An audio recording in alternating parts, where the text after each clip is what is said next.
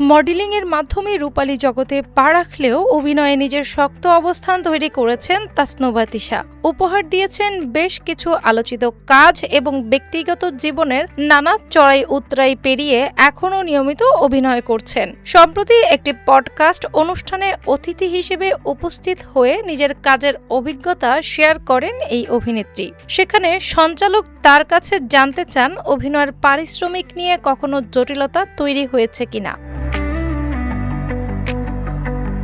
উত্তরে তিশা জানান, সমস্যা হলেও বিষয়টি নিয়ে তিনি কখনো সামাজিক যোগাযোগ মাধ্যমে কোনো পোস্ট করেননি। পেশাগত জীবনে অনেক নির্মাতার সঙ্গে কাজ করলেও কোনো ভনিতা না করেই একজন পরিচালকের নাম প্রকাশ করেন তিনি। মেহেদী হাসান জনি নামের সেই পরিচালকের কাছে একটি নাটকের পারিশ্রমিকের টাকা পাওনা রয়েছে বলে তিনি জানান। সঞ্চালক তখন জানান, ওই একই পরিচালকের বিরুদ্ধে আরও অনেকের টাকা না দেওয়ার অভিযোগ রয়েছে।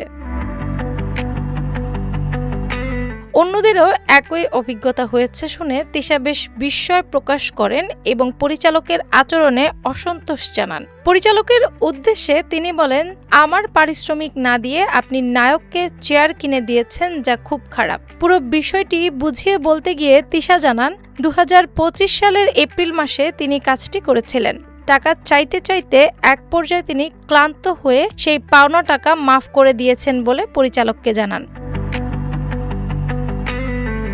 একটি তেলের বিজ্ঞাপনে কাজ করার মাধ্যমে তাসনুভা তিশার বিনোদন জগতে পথ চলা শুরু হয়েছিল। এরপর একটি জনপ্রিয় আমসত্ত্বের বিজ্ঞাপনেও মডেল হিসেবে কাজ করে তিনি ব্যাপক পরিচিতি লাভ করেন। বিজ্ঞাপনের একটি বিশেষ সংলাপ প্রচারের পর সাধারণ দর্শকের কাছে তিনি দারুণভাবে প্রশংসিত হন। সেই সুবাদে দর্শক মহলে সাড়া ফেলার পর কাজের ক্ষেত্রে তাকে আর পেছনে ফিরে তাকাতে হয়নি। সংসার ও অভিনয় সামলাতে তিশা এখন নিয়মিতভাবে নাটক ও অন্যান্য মাধ্যমে কাজ করে যাচ্ছেন। ডেস্ক রিপোর্ট, বাংলা বাজার পত্রিকা।